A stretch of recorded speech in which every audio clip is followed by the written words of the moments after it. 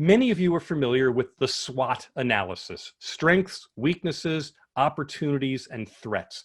That's the SWOT for people who have to make strategic decisions. And as a community leader, I have no doubt you have to make your fair share of of strategic decisions. But your community members don't have to make strategic decisions. That's not what we need from it, and it's not what they want to do.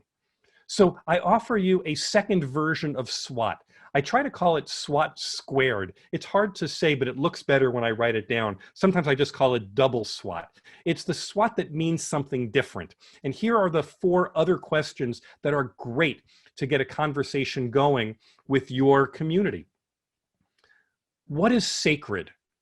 Ask the people in your community, look, things are going to change here a little bit, or they have the potential to change. But before we talk about anything that's going to change, let's talk about what's sacred. What shouldn't change? What are the values, or what are the facilities, or what are the things in our community that we love so much that we don't want to see changed?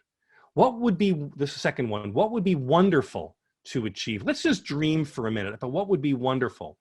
What beliefs and practices are we over? What are we done with? What are we prepared to say, you know what, we've done it this way for 20 years, for 50 years, for 150 years, but we're ready to be beyond that. Can we identify those things? And lastly, who else might join our team? Who else would bring a perspective to this that would help us think about this more creatively, more with greater vision? So my second SWOT was sacred, wonderful, over,